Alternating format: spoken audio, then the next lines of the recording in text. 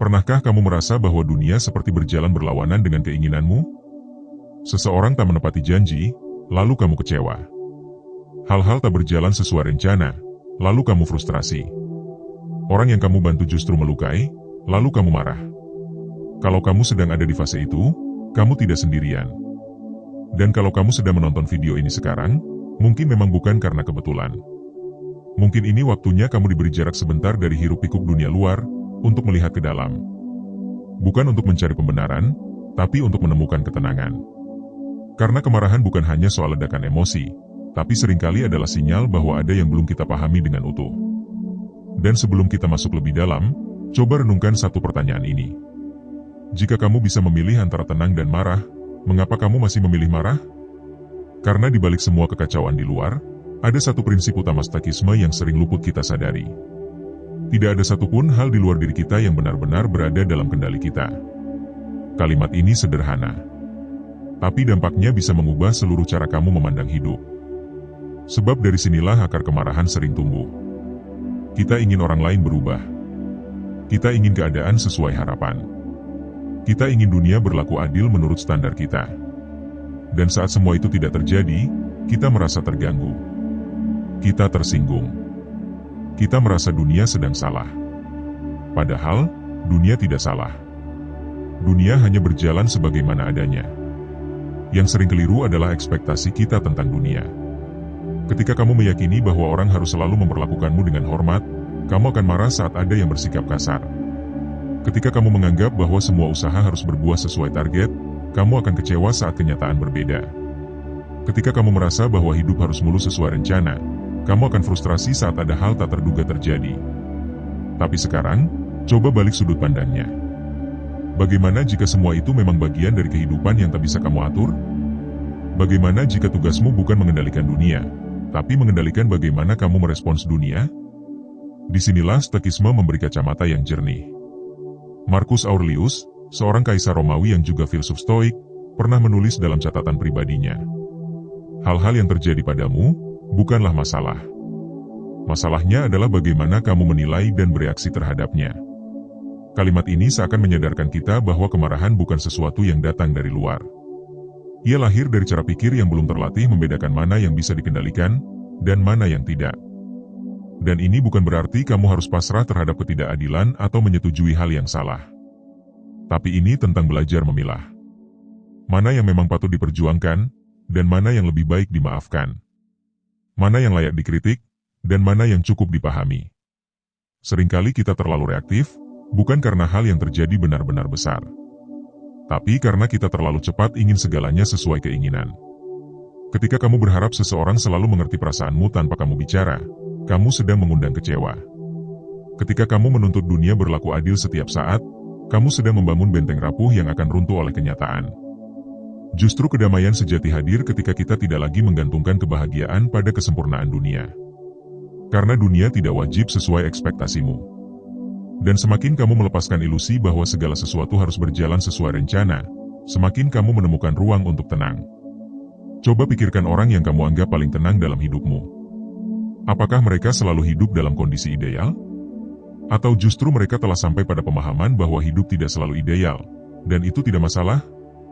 Banyak orang mengira ketenangan datang dari lingkungan yang sempurna.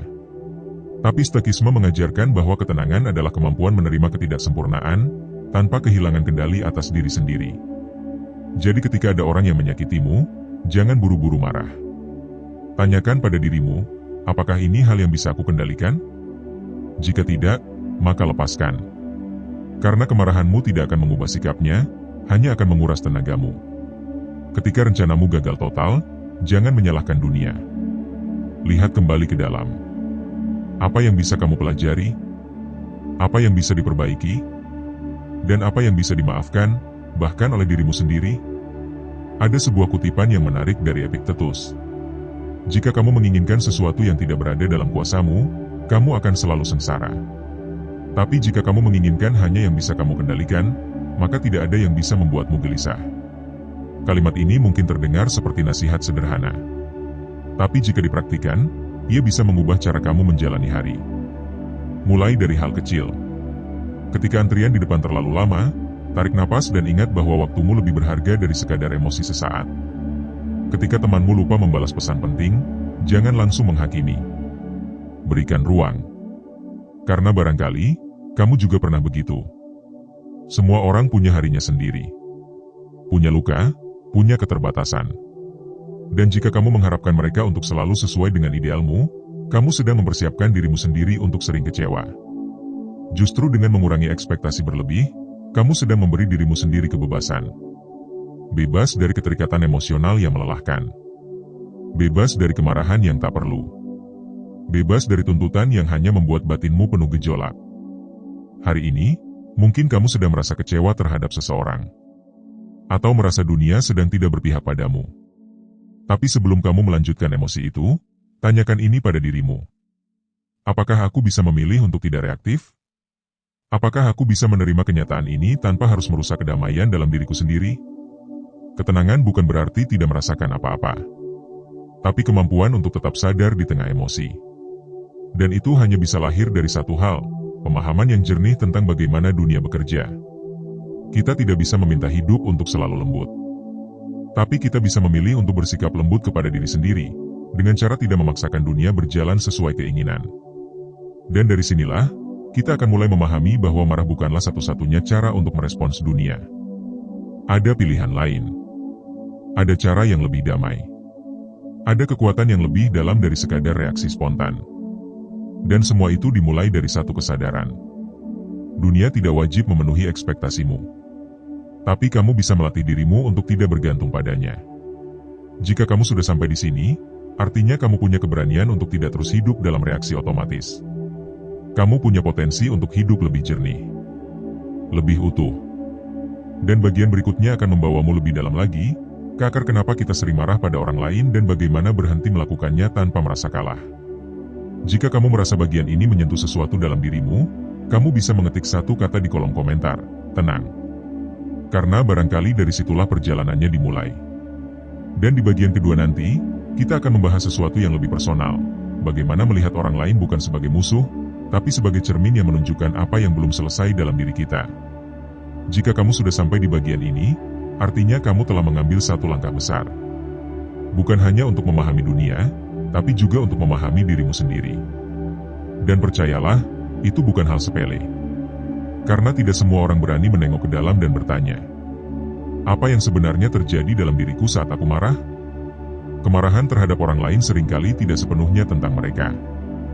Justru, yang paling sering membuat kita marah adalah bayangan-bayangan di dalam diri kita sendiri yang belum selesai.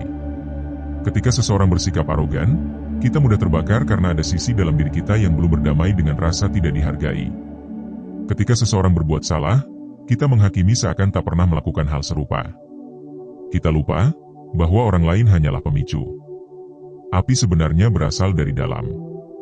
Marcus Aurelius pernah menulis bahwa kita tidak boleh membenci manusia karena kesalahan yang dilakukan dalam ketidaktahuan. Baginya, kesalahan adalah akibat dari ketidaktahuan terhadap apa yang baik dan buruk. Dan jika kita sendiri merasa sudah lebih paham, maka tanggung jawab kita bukan marah, tapi mengerti.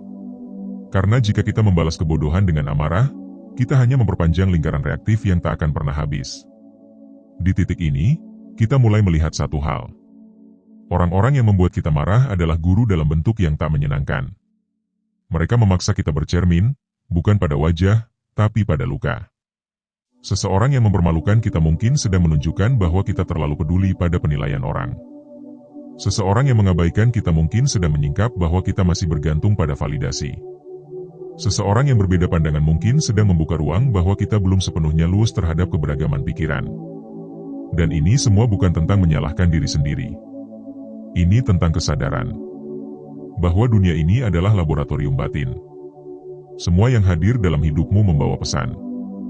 Bahkan mereka yang paling memusik, seringkali adalah tanda bahwa ada yang belum kamu selesaikan.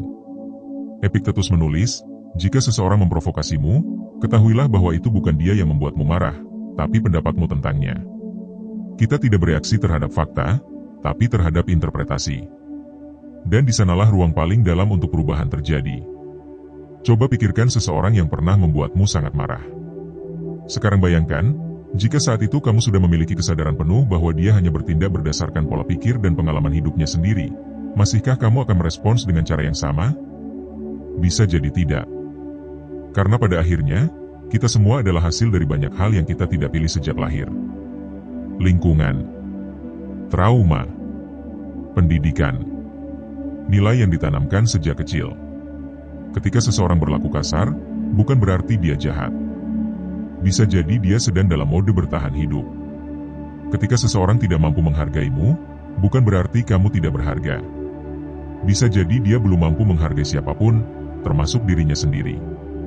Saat kita menyadari ini, kita mulai mengembangkan kualitas yang sangat langka tapi sangat kuat. Belas kasih tanpa kelemahan. Sikap yang tidak membalas keburukan dengan kemarahan, tapi dengan pemahaman yang jernih. Bukan karena kita lemah, tapi karena kita tahu bahwa tidak ada kemenangan dalam meladeni ketidaksadaran dengan kebisingan emosi. Bukan berarti kamu harus membiarkan diri disakiti. Bukan berarti kamu membenarkan kesalahan orang lain. Tapi ini tentang menjaga batas dengan tenang. Menolak dengan tetap hormat. Meninggalkan tanpa dendam. Karena kamu berhak menjaga ketenanganmu. Dan kamu tidak perlu membuktikan apapun lewat kemarahan. Karena reaksi keras seringkali adalah sinyal bahwa kita sedang kehilangan kendali atas diri kita sendiri. Kebebasan sejati bukan saat kamu bisa mengontrol orang lain, tapi saat kamu tidak terguncang oleh perilaku mereka. Itu sebabnya, latihan terbesar dalam hidup bukanlah mengubah dunia, tapi mengubah cara kita melihatnya. Ketika seseorang menyalahkanmu tanpa dasar, kamu bisa bertanya dalam hati, apakah ini tentang aku? Atau tentang dirinya sendiri? Seringkali, orang menyerang bukan karena mereka mengenalmu, tapi karena mereka belum mengenal dirinya sendiri. Dan saat kamu mampu menahan reaksi, kamu sedang menunjukkan kepada dunia satu hal. Bahwa kedewasaan bukanlah kemampuan untuk membalas, tapi kemampuan untuk memilih tidak membalas. Karena kamu tahu, bahwa tidak semua reaksi layak diberikan respons. Orang-orang yang hadir dalam hidupmu, baik yang menyenangkan maupun tidak, adalah bagian dari perjalananmu. Dan jika kamu mau sedikit lebih tenang, kamu akan mulai melihat bahwa mereka semua adalah cermin. Bukan untuk menilai siapa yang lebih benar, tapi untuk mengajakmu kembali bertanya. Apa yang bisa kupelajari dari ini? Apa yang belum selesai dalam diriku yang membuatku begitu terganggu oleh sikap orang lain? Jika kamu bisa menjawab dua pertanyaan itu, kamu sedang berada di jalan pembebasan. Bukan pembebasan dari orang lain, tapi dari keterikatanmu sendiri terhadap persepsi tentang mereka. Saat kamu tidak lagi marah terhadap orang yang meremehkanmu, kamu sudah tak lagi hidup dari validasi eksternal. Saat kamu bisa tetap tenang di hadapan orang yang menyerang, kamu sedang membuktikan bahwa ketenangan adalah kekuatan, bukan kelemahan.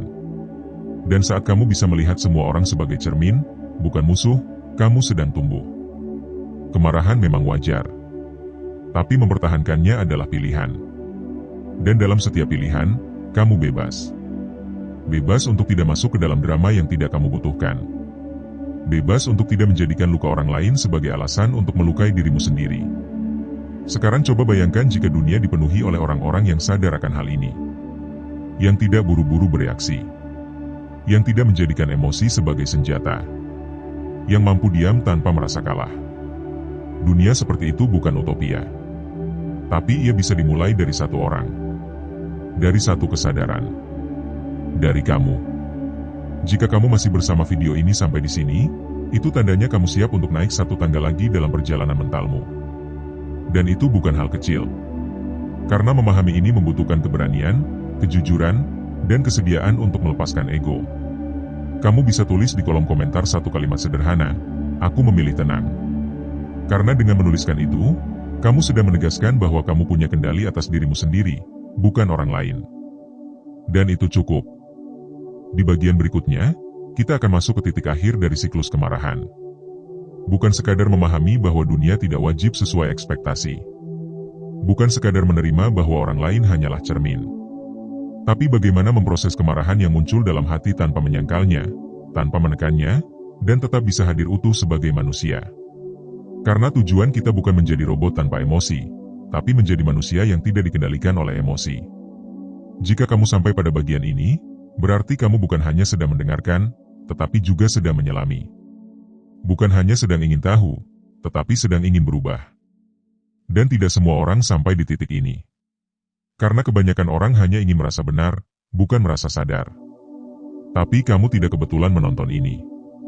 kamu sedang dipertemukan dengan satu momen penting, di mana kamu bisa mengambil keputusan.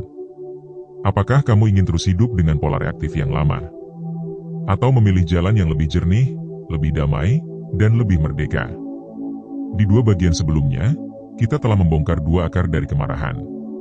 Yang pertama, harapan terhadap dunia yang seringkali tidak selaras dengan kenyataan. Yang kedua, luka dalam diri sendiri yang sering dipantulkan oleh sikap orang lain. Kini, kita masuk ke bagian yang lebih dalam. Bagaimana caranya menyambut kemarahan, tapi tidak hidup dalam kendalinya? Bagaimana cara hadir sebagai manusia yang punya emosi, tanpa diperbudak oleh emosi itu sendiri? Pertama-tama, mari kita akui satu hal. Kemarahan bukan musuh. Ia adalah sinyal. Ia datang untuk memberitahu kita bahwa ada sesuatu yang penting bagi kita sedang terusik. Dan itu tidak selalu buruk. Masalahnya adalah, kita sering mengira bahwa semua sinyal harus segera ditindaklanjuti. Padahal, tidak semua sinyal harus direspons dengan reaksi. Kadang, sinyal cukup untuk disadari, diperhatikan, dipelajari. Dan dari sanalah proses transformasi dimulai. Seneca menulis bahwa tidak ada emosi yang secepat kemarahan dalam rampas nalar dari manusia. Karena dalam hitungan detik, kemarahan bisa menutup pintu logika, memadamkan empati, dan menggantinya dengan rasa ingin menguasai. Tapi justru disitulah latihan terbesar kita. Menunda reaksi adalah pintu masuk menuju kedewasaan. Saat kamu bisa jeda sebelum respons, kamu sedang mengambil alih kemudi hidupmu. Saat marah muncul, tarik napas. Bukan karena napas bisa langsung menyelesaikan masalah, tapi karena napas adalah jembatan paling sederhana untuk kembali ke kesadaran. Kesadaran bahwa kamu tidak wajib langsung bereaksi. Kesadaran bahwa kamu punya pilihan. Kesadaran bahwa marah boleh datang, tapi kamu tidak harus tinggal di sana. Bayangkan sebuah api. Kemarahan adalah nyalanya. Kalau kamu terus menuang bensin berupa asumsi, penilaian, dan dendam, maka api itu akan membakar segalanya. Tapi kalau kamu hadir dengan air berupa kehadiran sadar, maka api itu bisa kamu amati. Bukan untuk dipadamkan seketika, tapi untuk dikenali sumbernya. Seringkali, kemarahan muncul karena kita merasa diserang. Padahal, bisa jadi kita hanya sedang mempertahankan citra yang kita bangun sendiri. Dan di titik ini, kita ditantang untuk bertanya dengan jujur. Apa yang sebenarnya sedang kulindungi? Harga dirikah? Ego? Masa lalu yang belum selesai? Atau mungkin rasa takut akan ditolak, dikalahkan, tidak dianggap? Setiap kali kamu bisa menjawab itu dengan tenang, kamu sedang memperbesar ruang kesadaranmu. Dan ruang itu, seiring waktu, akan membuatmu lebih sulit terbakar. Bukan karena kamu kebal emosi, tapi karena kamu mulai mengenal medan dalam dirimu sendiri. Orang-orang yang tidak mudah marah bukan berarti tidak pernah merasa kecewa. Mereka hanya tahu bahwa mengekspresikan kemarahan tanpa kesadaran hanya akan memperpanjang penderitaan. Mereka tidak sedang menekan emosi. Mereka sedang mengolahnya. Mereka memberi ruang bagi emosi itu untuk hadir, tanpa harus mengambil alih. Mengolah emosi artinya memberi waktu untuk mencerna. Artinya mampu berkata pada diri sendiri, "Aku sedang marah." Dan itu tidak masalah. Lalu diam sejenak. Amati. Tanyakan apa pesan di balik perasaan itu. Dan dengarkan. Dalam proses ini, kamu akan menemukan bahwa kemarahan yang tidak disalurkan dengan cara reaktif akan berubah bentuk. Ia bisa menjadi kesadaran. Ia bisa menjadi kejelasan. Ia bisa menjadi arah. Contohnya begini. Kamu marah karena seseorang menghina kamu di depan umum. Jika kamu langsung membalas, kamu memperbesar reaksi. Tapi jika kamu jeda, amati rasa itu, lalu bertanya, apa sebenarnya yang membuatku sakit hati? Bisa jadi kamu sadar bahwa kamu terlalu bergantung pada penilaian orang lain. Dan dari sana, kamu mulai membangun pondasi yang lebih kokoh dalam dirimu. Bukan untuk membalas hinaan itu, tapi untuk menjadi manusia yang tak lagi mudah digoyang oleh opini. Inilah yang dimaksud dengan mengubah kemarahan menjadi bahan bakar kesadaran. Bukan menekan, tapi mengalirkan ke arah yang lebih bermakna. Kamu tidak membalas, tapi kamu tumbuh. Dan itu jauh lebih kuat daripada reaksi apapun. Kita tidak bisa mengontrol siapa yang akan membuat kita kecewa. Tapi kita selalu bisa memilih apa yang akan kita lakukan dengan rasa kecewa itu. Akan kita balas? Kita diamkan dan dipendam? Atau kita ubah menjadi refleksi yang memperkuat karakter? Dalam praktik stoik, semua emosi adalah bahan bakar, termasuk kemarahan. Tapi ia harus dibakar dengan api kesadaran, bukan api impulsif. Karena tanpa kesadaran, emosi hanya akan menjadi rantai yang menjerat. Tapi dengan kesadaran, emosi bisa menjadi jembatan menuju pemahaman yang lebih luas. Dan jika kamu sudah melatih ini dalam kehidupan sehari-hari, kamu akan melihat perubahan. Kamu tidak lagi cepat terbakar oleh komentar negatif. Kamu tidak lagi menghabiskan waktu untuk membalas orang yang tidak sejalan. Kamu mulai memilih pertempuranmu. Kamu mulai menyadari bahwa ketenangan bukan kekalahan, tapi kematangan. Tiba-tiba, kamu tidak lagi merasa perlu menang debat. Kamu tidak lagi merasa perlu membuktikan siapa yang lebih unggul. Karena kamu sadar bahwa siapapun yang membuatmu marah sedang menunjukkan satu hal. Ada sesuatu dalam dirimu yang masih perlu disembuhkan. Dan itu tugasmu, bukan tugas mereka. Ini bukan jalan yang mudah, tapi ini jalan yang bisa kamu pilih. Sedikit demi sedikit, hari demi hari. Setiap kali marah muncul, kamu bisa bertanya, apa yang bisa kupelajari dari ini? Dan kamu akan terkejut. Karena seringkali, jawaban dari pertanyaan itu jauh lebih kuat daripada pelampiasan apapun. Jawaban itu membawamu kembali pada dirimu sendiri, pada jiwamu yang sedang tumbuh, pada karaktermu yang sedang ditempa. Kini, kamu tidak lagi menjadi korban dari dunia. Kamu adalah pelukis dari responsmu sendiri. Dan lukisan itu bisa kamu buat dengan warna-warna ketenangan, kesadaran, dan kebijaksanaan. Sebelum video ini berakhir, mari kita ingat satu hal sederhana. Tidak ada orang lain yang bisa memaksamu marah. Marah adalah keputusan dalam dirimu sendiri. Dan itu artinya, kamu bisa memilih kembali. Setiap saat. Tulis di kolom komentar, aku hadir sebagai kesadaran. Kalimat itu sederhana, tapi punya kekuatan. Karena ia mengingatkan bahwa kamu tidak sedang berperang dengan siapapun. Kamu hanya sedang belajar menjadi dirimu yang lebih utuh. Tanpa topeng, tanpa dendam, tanpa reaksi berlebihan. Kemarahan akan datang lagi. Dan itu wajar. Tapi kini, kamu sudah punya alat untuk menghadapinya. Bukan untuk menolak, tapi untuk memahami. Dan dari pemahaman itu, kamu bisa memulai hidup yang lebih tenang, lebih dalam, lebih sadar. Karena pada akhirnya, damai bukan tentang menghindari konflik, tapi tentang tidak membiarkan konflik menguasai batinmu. Dan jika kamu bisa melakukannya, kamu tidak akan pernah lagi marah pada siapapun atau apapun. Bukan karena kamu mati rasa, tapi karena kamu sudah hidup sepenuhnya. Terima kasih sudah menyimak sampai akhir. Sampai jumpa di tema kontemplatif berikutnya.